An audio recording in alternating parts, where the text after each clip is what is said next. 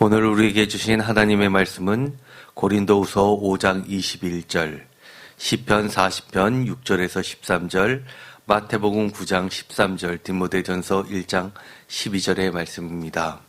지난 수요일 날 했었던 하나님의 의에 관련된 첫 번째 말씀에 더 나아가서 이번에는 두 번째 시간을 갖도록 하겠습니다. 고린도후서 5장 21절, 하나님이 죄를 알지도 못하신 이를 우리를 대신하여 죄로 삼으신 것은 우리로 하여금 그 안에서 하나님의 의가 되게 하려 하심이라 라는 말씀입니다. 매우 짧은 말씀이지만 사실 하나님의 의가 되게 한다 라는 이 말씀은 좀 어렵습니다. 너무나 함축적이기 때문에 이 성경에서 특별히 구약에서부터 신약에까지 도대체 하나님의 의가 무엇인지를 한마디로 정의하기는 어렵습니다. 그래서 저희가 지난 시간에도 구체적인 구약의 성경 말씀을 통해서 그 하나님의 의라는 것이 무엇인지 기본적인 것 하나씩 배워나가고 있습니다. 오늘은 두 번째 시간을 갖습니다. 여기서 보면 하나님의 의가 되게 하려 하신다라는 이 말은 문맥을 통해서 보면 죄를 알지도 못하신 이를 우리를 대신하여 죄로 삼으신 것은 우리로 하여금 그 안에서 예를 들어서 우리가 바꿔볼 때 구원이 되게 하신다, 속죄가 되게 하신다, 아니면 그 전에 있었던 화목이라는 개념을 통해서 하나님과 화해케 하신다, 화목케 하신다 라는 말로도 바꿀 수 있을 것입니다. 그렇다면 정확하게 이 하나님의 의는 무엇일까요? 오늘도 이 구약의 말씀들을 통해서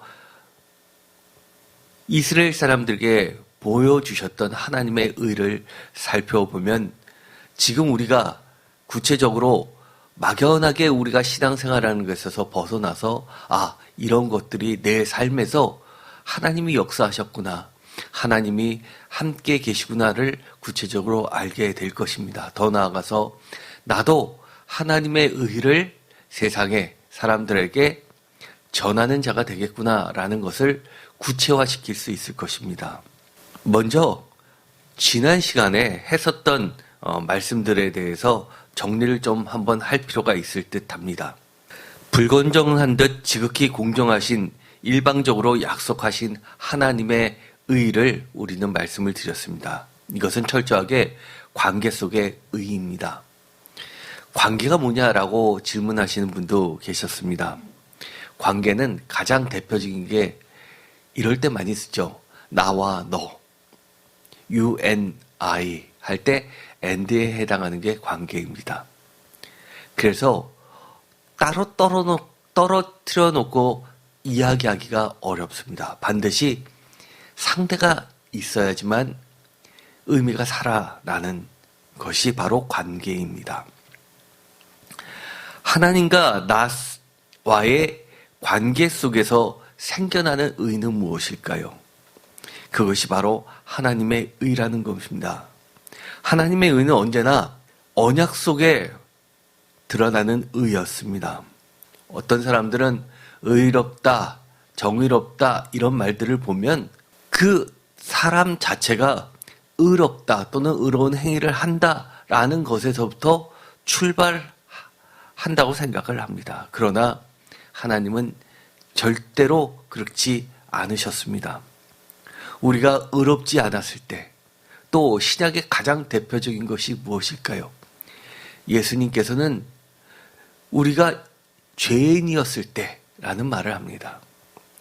전혀 의롭지 않은데도 불구하고 일방적으로 하나님께서 선택해 주시고 약속해 주신 것에서부터 출발되었던 의였습니다. 그래서 언약 속의 의라는 말로도 바꿨습니다.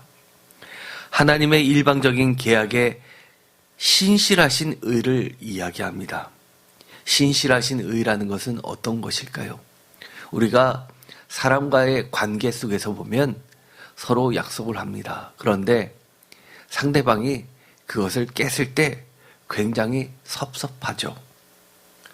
왜 저 사람은 깨는데 내가 꼭 그 약속을 지켜야 되냐라고 사실 억울한 생각도 들어서 나도 깨게 됩니다. 그런데 하나님의 의는 상대방이 그렇게 신실하지도 못했는데도 불구하고 자신의 이름과 자신이 했었던 약속과 자신의 절대적인 주권을 끊임없이 포기하지 않아야 하시고 신실하게 지켜나가시는 의를 이야기합니다. 그래서 약속된 여러 가지 관계 속에 놓여있는 자의 권리들을 보호하시고 지키시고 구원하시고 더 나아가서 회복시키시고 보존시켜 주시는 하나님의 의였습니다. 우리가 다말의 사건을 통해서도 확인할 수 있었듯이 이것은 윤리적인 의나 규범적인 의의 테두리에 구속되지 않았던 하나님의 의였습니다. 일방적으로 하나님께서 선택하셨고 약속하셨던 하나님의 백성들의 여러 가지 불의에도 불구하고 그들을 다시금 용서하시고 속죄하시고 또 구원하여 주시고 그들이 여러 가지 보장되어 있었던 권리를 잃어버린 것에 대해서 찾아주시고 대표적인 것이 출애굽 사건이었죠. 그리고 회복시켜주시고 지켜주시고 승리를 주시면서 보존시켜주시는 하나님의 의였습니다. 하나님과의 관계 속에 의라는 것이 매우 중요했습니다. 관계라는 것을 다시 한번 성경을 통해서 보도록 하겠습니다. 이사야서 51장 4절에 보면 이런 말씀이 나옵니다. 내 백성이여 내게 주의하라. 내 나라여 내게 귀를 기울이라. 이는 율법이 내게서부터 나갈 것임이라. 내가 내 공의를 만민의 빛으로 세우리라.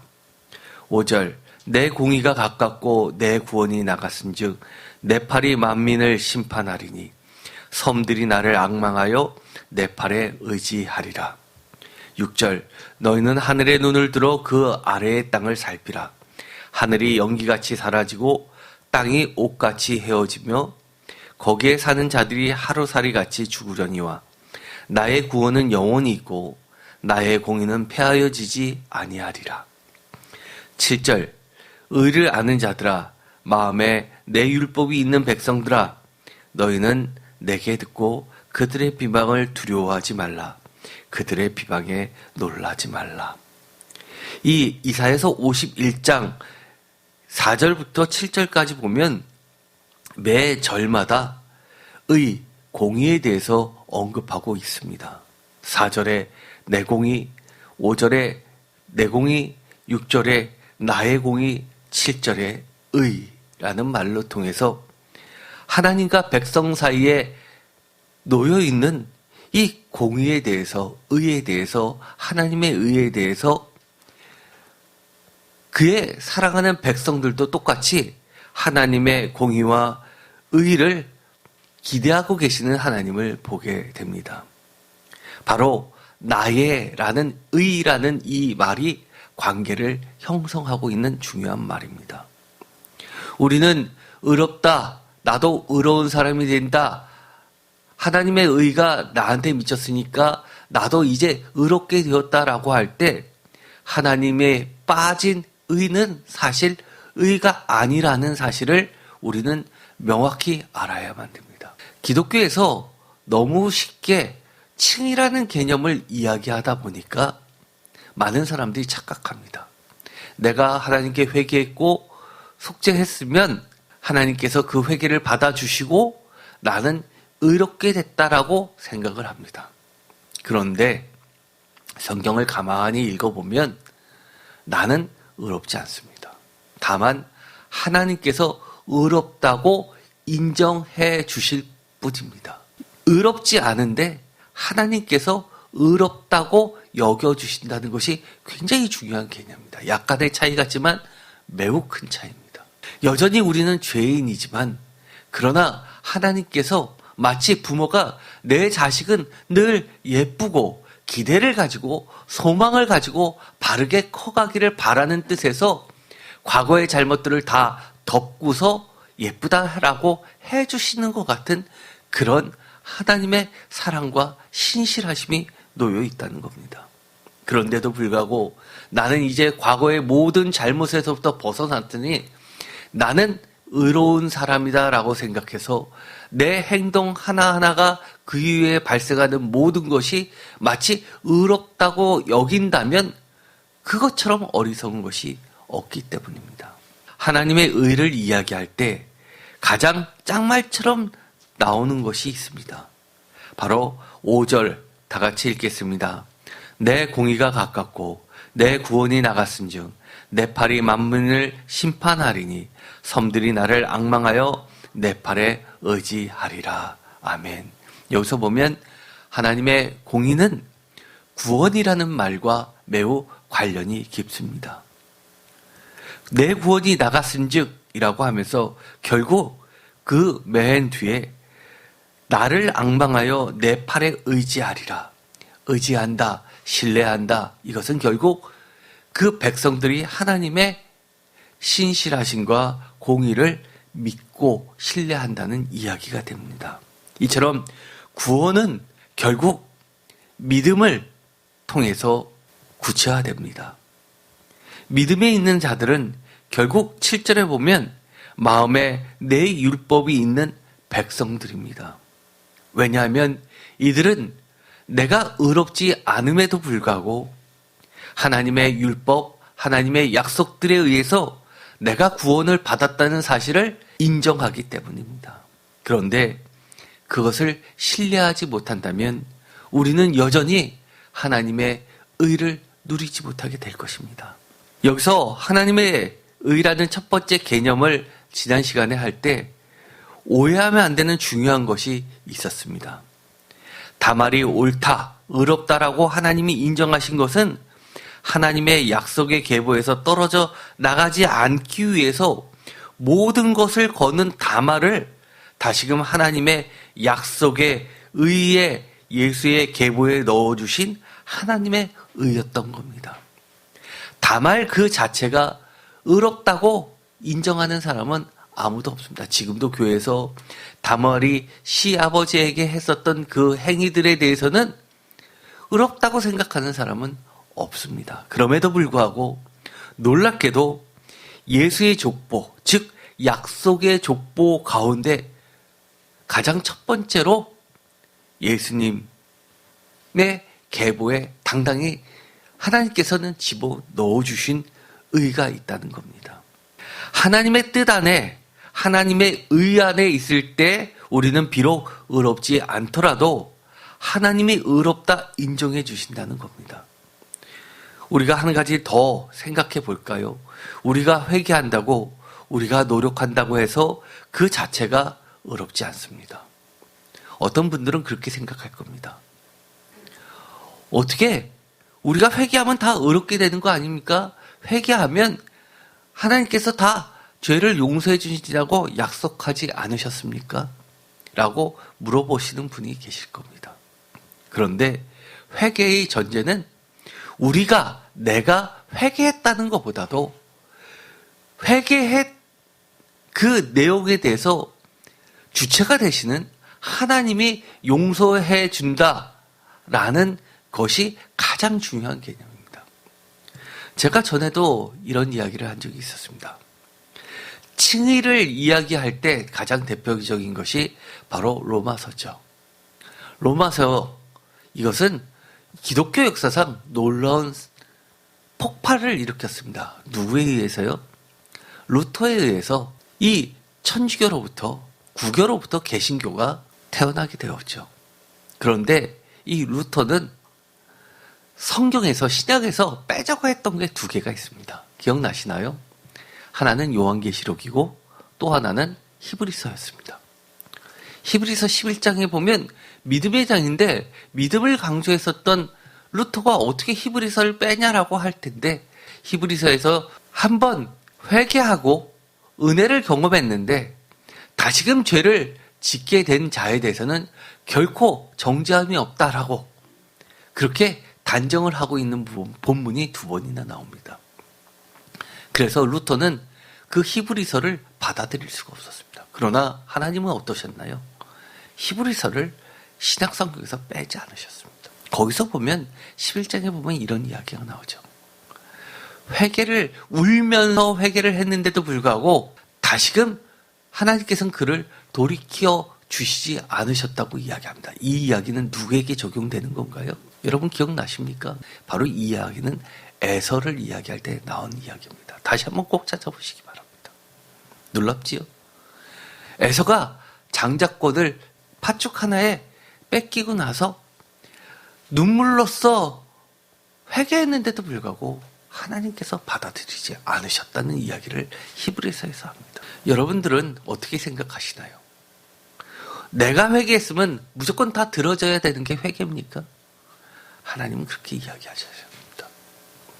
하나님의 약속을 경홀히 여긴 자들에 대해서 하나님은 용서하시지 않습니다. 그만큼 하나님의 약속, 하나님의 말씀, 그것을 마음에 깊이 간직하고 내가 부족하지만 다말처럼 그 약속을 놓지 않으려고 하는 자에게는 하나님의 은혜가 차고도 넘친다는 사실을 기억하기 바랍니다. 우리가 회개한다고, 우리가 노력한다고 해서 그 자체가 의롭지 않습니다.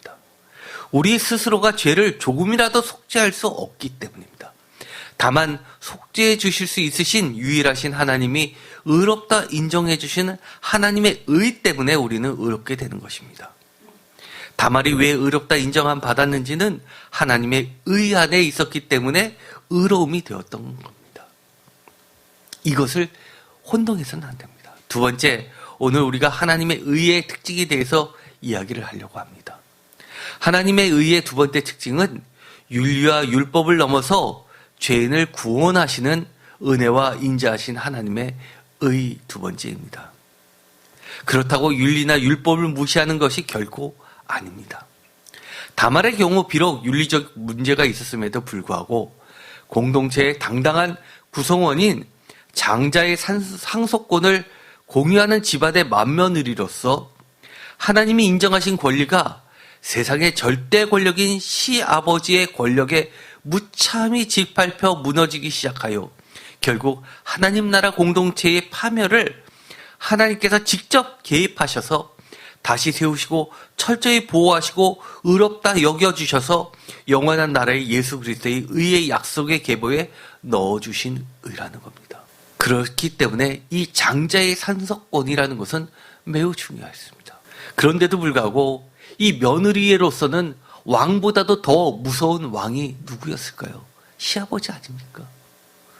그럼에도 불구하고 하나님께서 세워주신 대원칙을 시아버지가 마음대로 짓밟은 것에 대해서 하나님은 용서하지 않으시는 겁니다. 우리는 가끔 어떤가요?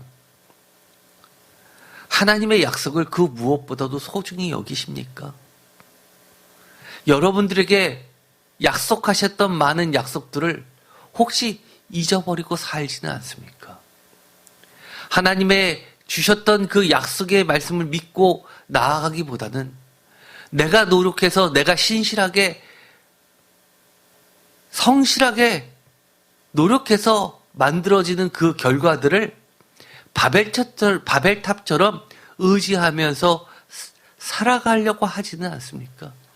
윤리보다도 율법보다도 죄인을 용서하시고 다시 세워주시는 하나님의 의 두 번째 개념은 시편에 아주 자주 등장합니다.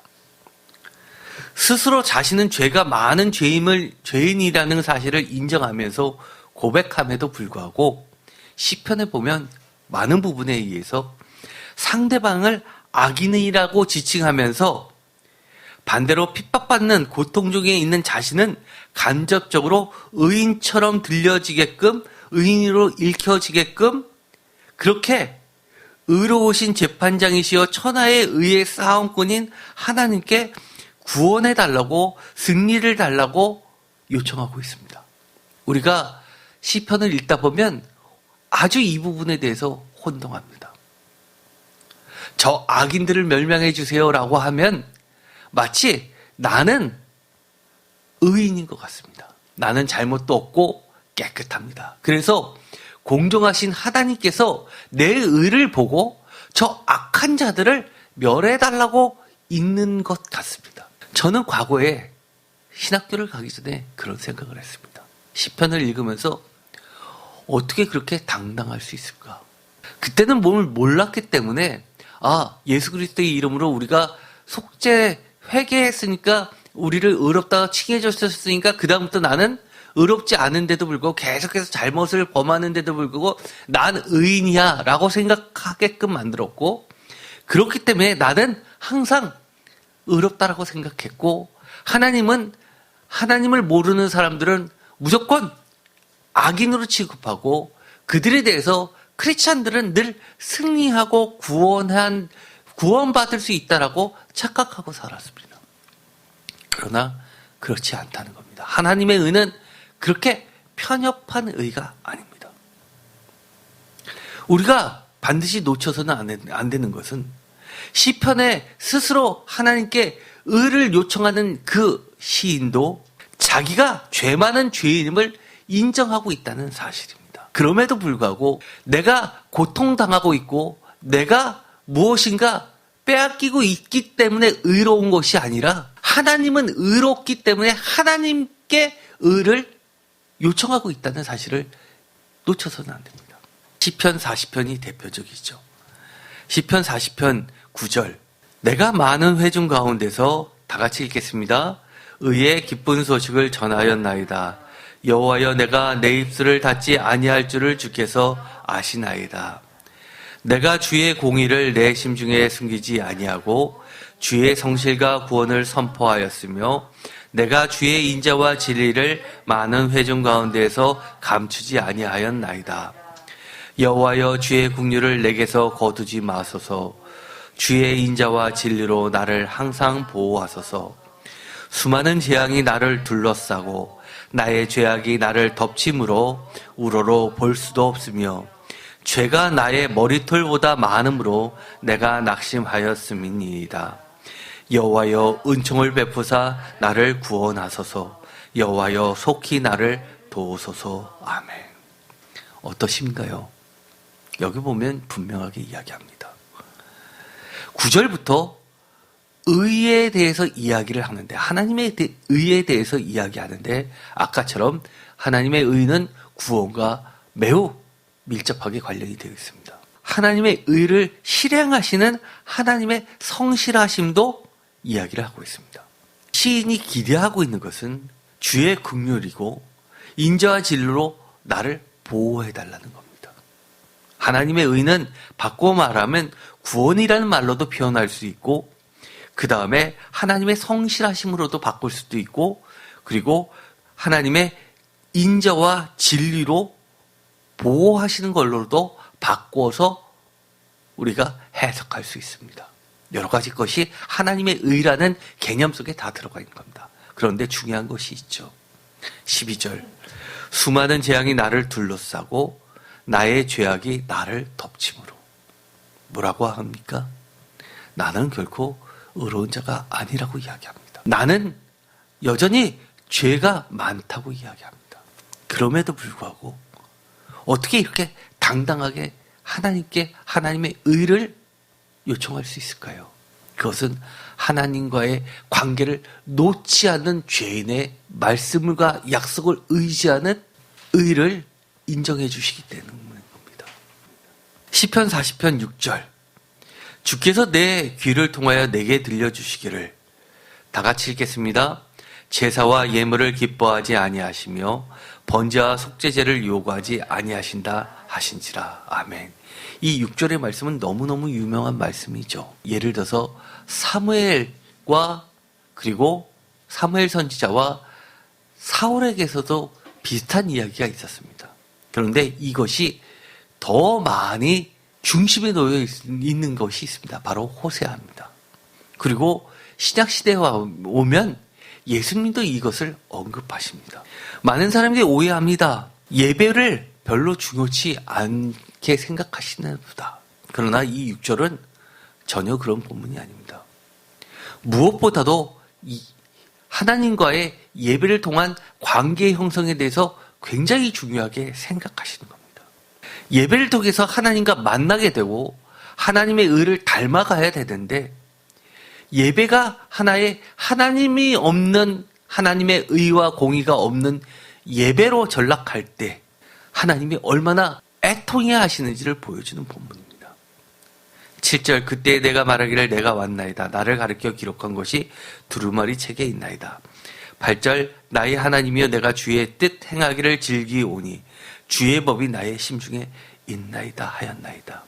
8절에 보면 내가 주의 뜻 행하기를 즐기오니 주의 법이 나의 심중에 있나이다. 어디서 주의 뜻을 배우고 주의 법을 나의 심중에 새겨 넣겠습니까? 그것은 예배를 통해서, 말씀을 통해서 그런 시간을 갖는 겁니다. 그런데 예배가 사라지면 그 누가 주의 뜻을 가르칠 것이며 주의 법을 배우겠습니까? 예수님은 이 본문을 이렇게 언급하셨죠. 마태복음 9장 13절 너희는 가서 내가 긍휼을 원하고 제사를 원하지 아니하노라 하신 뜻이 무엇인지 배우라. 나는 의인을 부르러 온 것이 아니요 죄인을 부르러 왔노라 하시니라. 그러면서 이 안식일에도 죄인들을 찾으시고 억눌린 자를 풀어주시면서 또 여러 가지 연약함을 고쳐주시는 예수 그리스도를 통해서 하나님의 의를 발견하게 됩니다. 주님이 어떻게 긍휼을 또 하나님의 뜻을 하나님의 죄인을 부르시는 의를 배울 수 있었을까요? 그것은 늘 마음속에 하나님을 진정으로 예배했었던 것이기 때문에 가능했던 겁니다. 마가복음 2장 17절에도 또 이야기를 하죠. 예수께서 들으시고 그들에게 이르시되 건강한 자에게는 의사가 쓸데없고 병든 자에게라야 쓸데있느니라. 나는 다 같이 읽겠습니다. 의인을 부르러 온 것이 아니요 죄인을 부르러 왔노라 하시니라. 이 구절도 바로 이 시편에 있는 말씀을 근거로 하고 있습니다. 그렇다는 이야기는 예수님의 모든 활동들은 어디서부터 출발되었습니까? 하나님의 말씀에서부터 말씀이 육신이 되어 이 땅에서 그 하나님의 의를 펼쳐 보이셨다는 것이 되는 겁니다. 의인을 부르러 오는 것이 아니라 죄인을 부르러 오시는 하나님의 의, 그것이 예수님의 의이기도 합니다. 누가복음 5장에서는 심지어 건강한 자에게는 의사가 쓸데없고 병든 자에게 쓸데있다라고 하면서 자신을 의사와 비교하고 계십니다. 디모데전서에도 보면 이 2세기 때의 말씀이지만 예수님의 그 전통, 더 나아가서 구약 시편의 전통, 그리고 선지서 호세아의 전통을 그대로 발전시키고 있습니다. 디모데전서 1장 14절 우리 주의 은혜가 그리스도 예수 안에 있는 믿음과 사랑과 함께 넘치도록 풍성하였도다. 미쁘다 모든 사람이 받을 만한 이 말이요. 다 같이 읽겠습니다. 그리스도 예수께서 죄인을 구원하시려고 세상에 임하셨다 하였도다. 죄인 중에 내가 괴순이라. 아멘. 여러분은 어떠신가요? 이미 의로울 대로 의롭습니까? 아니면 죄인 중에 내가 괴수라고 여전히 고백하십니까? 내가 예수님을 만나고 나니까 사실 저는 어떻게 됐냐 하면 예전에는 그렇게 제가 나쁜 사람인지를 몰랐었습니다. 부끄러운 사람인지를 몰랐습니다. 사실 과거보다 지금이 훨씬 더 저는 깨끗하게 삽니다.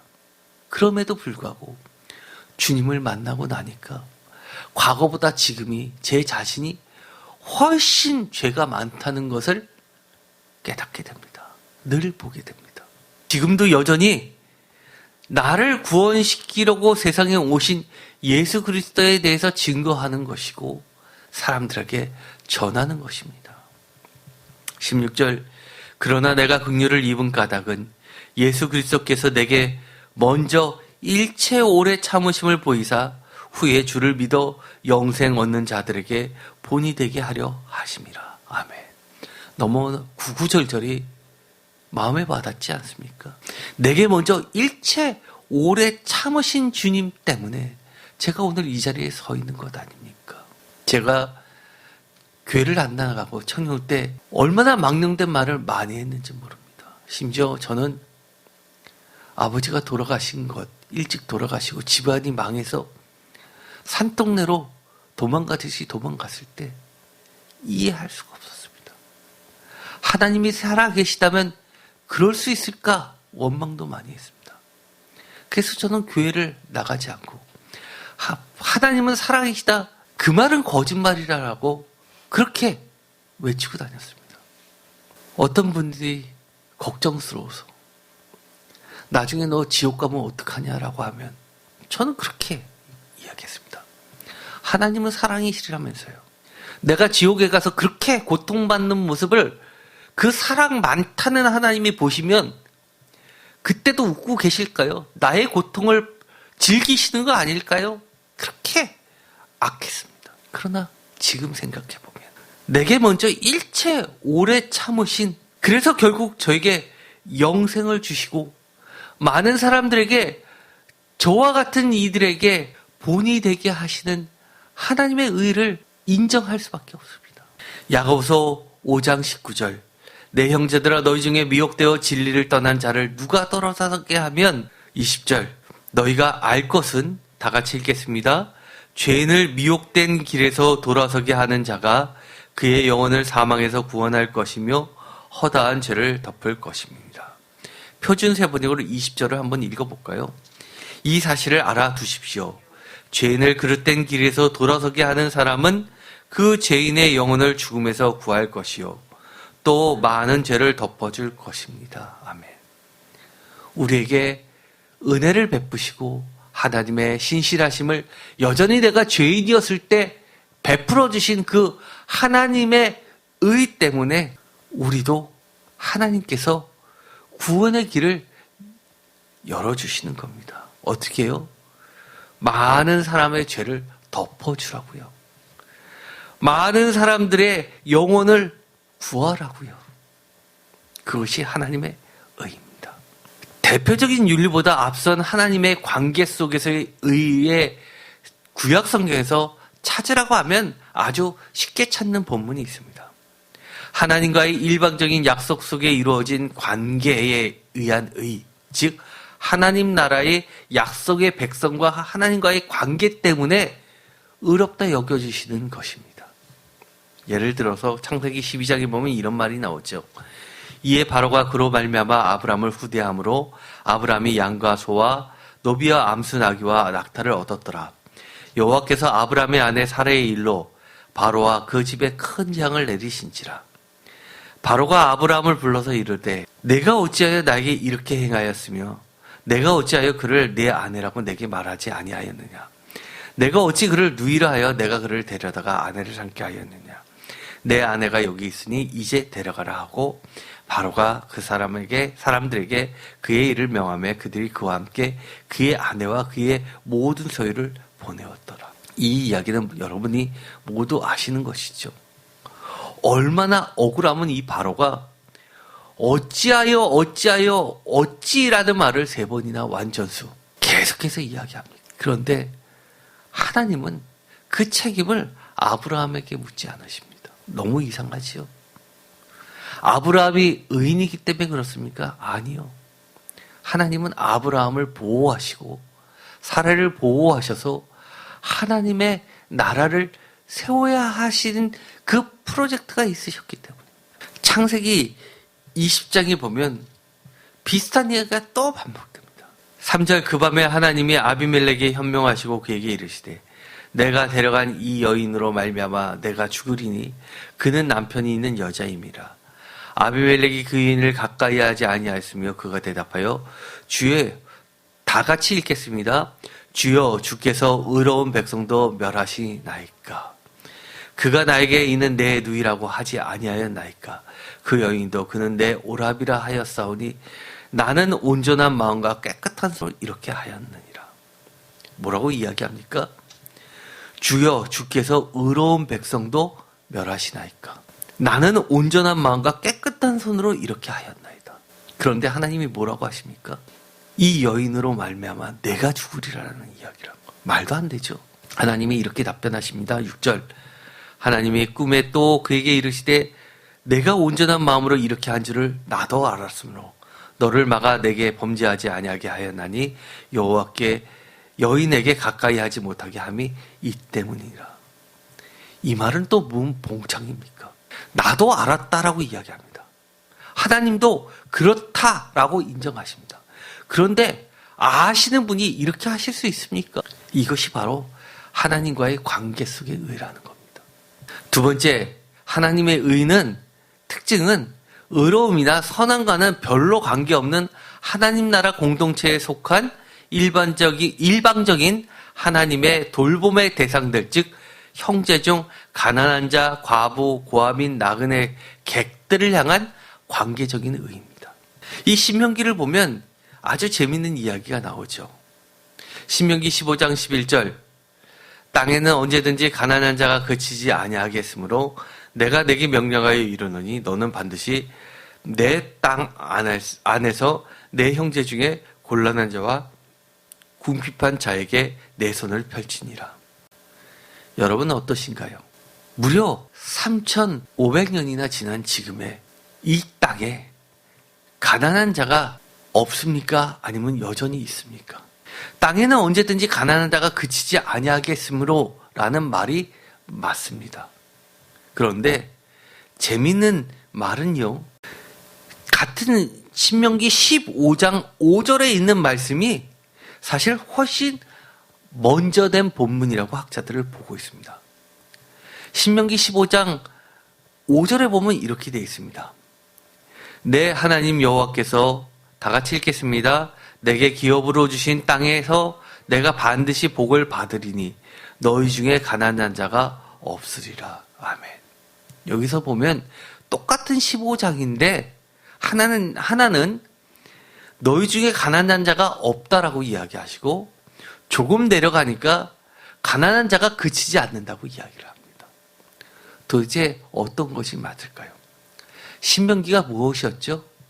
모세가 죽기 전에 가나안 땅에 가기 전에 백성들에게 당부한 명령들이었습니다. 그것이 후대에 발견이 돼서 그것을 가지고 등사해서 왕 옆에 늘 간직하면서 다시 모세 때 했었던 하나님의 명령들에 대해서 다시 한번 학자들이 확대해서 여러 가지 교훈을 남긴 것이 신명기였습니다. 그렇다는 이야기는 학자들은 이렇게 봅니다. 가나안 땅에 들어가기 전에 모세를 통해서 하나님께서 약속하셨던 것은 너희 중에 가난한 자가 없을 것이다 라고 약속을 해 주셨음에도 불구하고 막상 가나안 땅에 들어가고 나니까 그들이 하나님의 법을 잊어버리고 자신의 욕심으로 하나님의 축복을 가로채고 나니까 신명기 시대가 되었을 때는 이 땅에 가난한 자가 그치지 않게 되었다는 것을 이야기하고 있다는 겁니다. 그만큼 인간은 의롭지 않습니다. 하나님께서 거저 약속의 땅, 풍요의 땅을 주셨음에도 불구하고 그것이 마치 내 것인 것처럼 하나님의 의를 잃어버리고 하나님의 공평과 공의를 잃어버렸습니다. 광야에 있었을 때는 하나님께서 억지로라도 공의와 공평을 실천하셨습니다. 만나와 메추리기 사건을 통해서 저축하면 언제든지 썩어 없어지게 하고 예배를 드려야 되는 안식일에는 2배로 거둬도 썩지 않게 하심으로써 하나님의 말씀과 율법과 예배를 지속해서 나가면서도 이 공동체를 서로 살리는 하나님의 공평하신 의를 실천할 수 있었습니다. 그런데 가나안 땅에 들어가고 나니까 특별히 솔로몬 시대에 오니까 12지파의 균형은 깨지게 되고 여러 가지 저축을 통해서 권력층에만 초호합한 식사와 여러 가지 부를 누리게 되면서 결국 그 다음 세대 이 12지파든 10개와 2개의 지파로 쪼개지는 일이 벌어지게 됐던 겁니다. 그런데 이 신명기 시대에 오면 어떻게 되었습니까? 가난한 자에 대해서만 언급하면 낳을 듯합니다. 신명기 24장 12절 그가 가난한 자이면 너는 그의 전당물을 가지고 자지 말고. 왜냐하면 가난한 자가 최후적으로 남겨놓은 그 전당물, 내가 이것을 맡겨서 식량을 구입해야 되는, 가족들을 위해서 한 끼 식사를 받아야 되는 그 전당물은 바로 팔레스타인 지방의 사막 지방에 한밤이 되면 추우니까 이불 대용으로 쓸 수 있는 바로 겉옷이었습니다. 그 전당물을 밤이 되도록 쥐고 있다면 그 자는 얼어 죽을 수 있기 때문입니다. 그만큼 이 신명기 시대에 와서는 가난한 자에 대한 하나님의 의는 사라진 지 오래라는 겁니다. 그래서 신명기 15장 7절에는 내 하나님 여호와께서 내게 주신 땅 어느 성읍에서든지 가난한 형제가 너와 함께 거주하거든 그 가난한 형제에게 내 마음을 완악하게 하지 말며 내 손을 움켜쥐지 말라고까지 이야기하십니다. 이렇게 구체적으로 이야기하십니다. 그런데 더 놀라운 것이 있습니다. 신명기 10장 18절에 보면 가난한 자만 이야기하는 것이 아니라 고아와 과부를 이야기하고 나그네를 이야기합니다. 더더욱 더 충격적인 것은 무엇일까요? 신명기 14장 29절 다 같이 읽겠습니다. 너희 중에 분깃이나 기업이 없는 레위인과 내 성중에 거류하는 객과 및 고아와 과부들이 와서 먹고 배부르게 하라. 그리하면 내 하나님 여호와께서 내 손으로 하는 범사에 내게 복을 주시리라. 아멘. 여기서 또 한 그룹이 추가가 됩니다. 바로 레위인입니다. 왜 하나님께서 레위인에게 분깃이나 기업을 주시지 않았습니까? 레위인은 하나님의 은혜로 살아가는 존재이고 일하느라고 이 백성들에게 율법을 가르치고 하나님의 말씀을 연구하는데 소홀하지 말라고 레위인들은 나머지 지파로부터 예물을 받아서 그것으로 먹게 하셨습니다. 그런데 예배가 사라지고 하나님의 율법이 사라지고 나니까 자신의 욕심으로 가득 차게 되니까 고아와 과부와 나그네뿐만 아니라 결국은 이 하나님의 말씀을 가르쳐야 되는 레위인들도 객과 고아와 과부들과 나그네와 다를 바 없이 그렇게 가난하게 됐다는 겁니다. 그래서 먹고 생존해야 되기 때문에 율법을 연구하는 일을 내려놓고 그들도 일해서 가족을 돌봐야 되는 예배가 무너진 시대가 되었다는 겁니다. 그것이 바로 신명기에서 이야기하는 레위인들의 위치들입니다. 오늘날 어떻습니까? 감리교도 마찬가지죠. 감리교에서 조사를 했습니다. 교단에서. 감리교 목회자의 70%가 대한민국 정부에서 얘기하는 최저 생계에 비해 못 미친다고 이야기합니다. 이건 공식적인 조사 결과였습니다.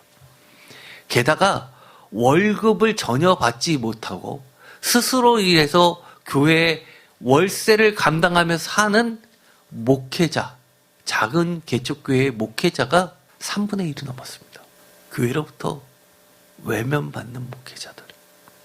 하나님의 말씀은 공짜인데 여러분은 어떠십니까? 여러분의 자녀들을 교육시키기 위해서는 얼마나 비싼 과외를 합니까? 대학생들 과외 알바를 많이 하죠. 그 과외비가 시간당 정부에서 정한 그 금액보다 어떻습니까? 그런데요. 그런 거에 대해서는 굉장히 민감하면서 신앙에 대해서 어떻게 자녀들을 가르치는지에 대해서 그것에 대해서는 전혀 고민하지 않습니다. 제가 보기에는요. 한 20-30년만 지나면 대한민국의 교회의 절반은 사라질 것 같습니다. 아무도 신학교를 가려고 하지 않을 겁니다. 지금도 신학교들이 다 미달이죠. 그래서 3개 대학을 통폐합하자는 이야기가 나오고 구체적으로 결의가 됐고 아예 시안이 못 박혀져 있습니다. 앞으로 3년 후에는 정원도 축소되고요. 대학원은 아예 하나로 통합시킬 겁니다. 30년 후에 신학교가 남아있겠습니까? 아무도 가르치질 않을 겁니다. 하나님의 말씀을요. 더 나아가서 더 심각한 건 무엇일까요? 더 이상 하나님의 말씀을 배우려고 하지도 않을 겁니다. 내가 한글 잘 알고 내가 저렇게 미달된 학교를 나온 목회자들보다 내가 더 학벌이 좋고 똑똑한데 내가 그 사람들한테 뭘 배우라고 생각하겠죠. 그런데 신명기 10장 14장 29절, 16장 11절, 16장 14절에 끊임없이 주님은 뭐라고 이야기하냐면 레위인을 반드시 집어넣습니다. 이것이 이상하지 않습니다. 사도 바울이 뭐라고 이야기했나요? 심지어 사도 바울도 이렇게 이야기합니다. 내가 그렇게 당당할 수 있는 것은 내가 당연히 누려야 될 권리를 쓰지 않은 것이다라고 이야기하지 않았습니까? 왜냐하면 하늘의 상이 있기 때문입니다. 다만 하나님은 이것을 기억하실 것이고 하나님의 말씀을 실천하는 자와 그렇지 않은 자를 나중에 반드시 구분하실 겁니다.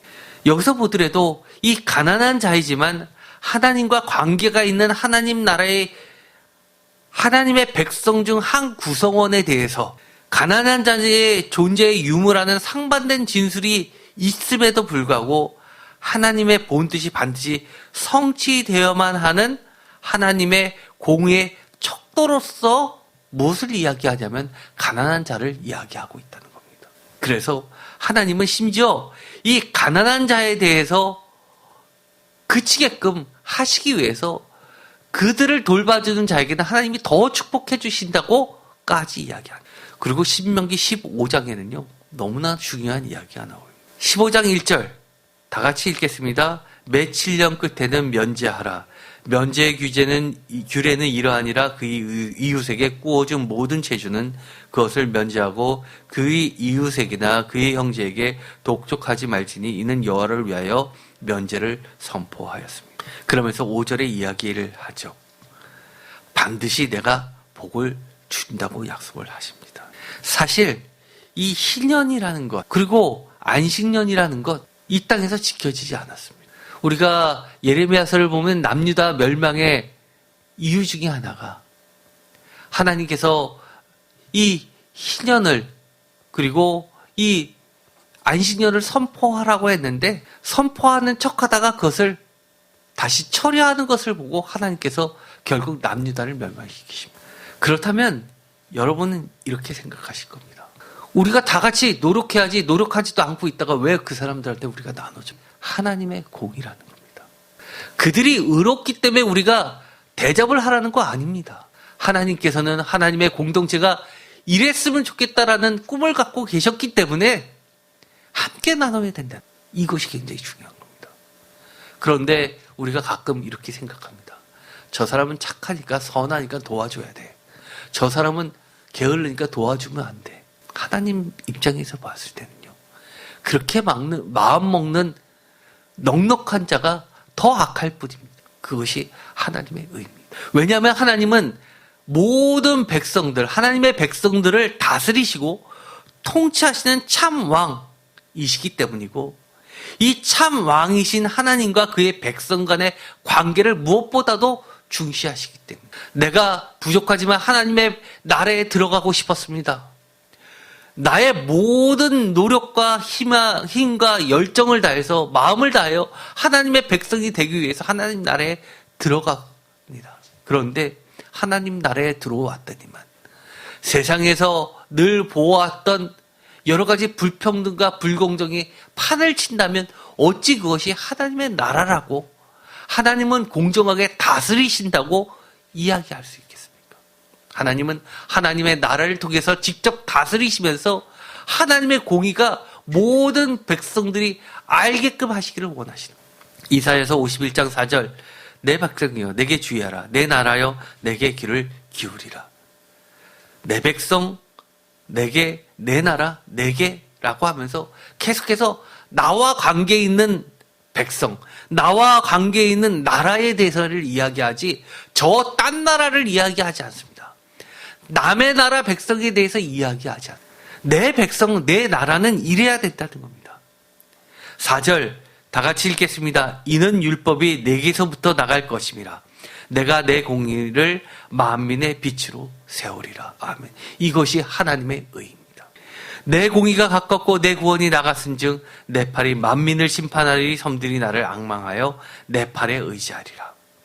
너희는 하늘로 눈을 들어 그 아래의 땅을 살피라. 하늘이 연기같이 사라지고 땅이 옷같이 헤어지며 거기에 사는 자들이 하루살이같이 죽으려니와 나의 공원은 영원히 있고 나의 공의는 폐하여지지 아니하며 의를 아는 자들아 마음에 내 율법이 있는 백성들아 너희는 내게 듣고 그들의 비방을 두려워하지 말라. 그들의 비방을 놀라지 말라. 아까도 말씀드렸죠. 하나님의 백성은 어떤 백성입니까? 하나님을 예배하는 백성들이고 하나님의 말씀을 듣는 백성들이고 하나님의 율법을 마음에 새기고 그 말씀대로 약속대로 행하는 자들입니다. 이사야서 52장은 바로 이 하나님의 의가 펼쳐지는 하나님의 나라에 대해서 구체적으로 언급되어 있습니다. 이사야서 52장 6절 너무나 유명한 장이죠. 그러므로 내 백성은 내 이름을 알리라. 그러므로 그날에는 그들이 이 말을 하는 자가 나인 줄 알리라. 내가 여기 있느니라. 하나님이 계시다고 합니다. 임마누엘이죠. 7절 좋은 소식을 전하며 평화를 공표하며 복된 좋은 소식을 가져오며 구원을 공표하며 시온을 향하여 이르기를 내 하나님이 통치하신다 하는 자의 산을 넘는 발이 어찌 그리 아름다운가. 하나님이 여기 계시다는 걸 어떻게 아십니까? 하나님이 통치하시는 것을 우리가 경험하면 하나님이 여기 계시다는 것을 알게 됩니다. 8절 내 밭을 그들의 소리를 들어다 그들이 소리를 높여 일제히 노래하니 이는 여호와께서 시온으로 돌아오실 때 그들의 눈이 마주 보리라. 9절 너 예루살렘의 황폐한 곳들아 기쁜 소리를 내어 함께 노래할지어다. 이는 여호와께서 그의 백성을 위로하셨고 예루살렘을 구속하셨습니다. 하나님의 은은 구체적으로 위로와 구속으로 나타나게 됩니다. 여러 가지를 볼 수 있습니다. 계속해서 반복했죠. 다시 한번 이런 말로도 표현할 수 있습니다. 하나님의 의는 결코 기울어진 운동장이 아니라 얼마 전에 부활주일이었죠. 부활주일, 우리는 너무 부활주일에 치중돼서 부활에 대해서만 말씀을 나눴습니다. 그런데 감리교 종교력에 보면 그날이 공교롭게도 장애인 선교주일이었어요. 가만 생각해 보면 저는 그렇습니다. 부활을 예수 그리스도의 부활을 가장 바라고 기대했던 계층이 어디일까요? 제가 만약에 장애인이었다면 정말 부활을 꿈꿨을 겁니다. 정말 자유롭게 돌아다니고 활개치고 싶었는데 너무나 많은 징계에 지하철도 제대로 못하고 이동도 불편한데 그런데 정말 예수님께서 부활하셔서 우리에게 부활의 몸을 주셨으면 얼마나 좋을까 간절히 소망했을지 않을까라는 생각을 해보게 됩니다. 쉽게 말해서 하나님의 의는 기울어진 운동장이 아니라는 겁니다. 하나님이 다스리시는 온 세계에 편만이 펼쳐지는 하나님의 의는 결코 짧지 않은 구원의 의로우신 손입니다. 우리가 잊고 마치 처음부터 없었던 것처럼 투명인간 취급해버리며 지우면서 살아왔던 그 장애인들, 우리는 부활주일에 잊어서는 시장에 오면 예수님이 끊임없이 많은 장애를 가진 자들을 이야기합니다. 손마른 자의 이야기도 나오고요. 어려서부터 태어날 때부터 눈먼 자 이야기도 나오고요. 걷지 못하는 자들의 이야기도 나오는데 주님이 하나님의 의를 통해서 그들에게 부활의 삶을 주신 부활의 사람, 새로 태어나는 온전한 삶이 가장 큰 기쁨으로 다가올 이들은 다름 아닌 우리들의 삶의 세계의 한 축을 구성하고 있는 다양한 장애를 짊어지고 살아가는 형제 자매.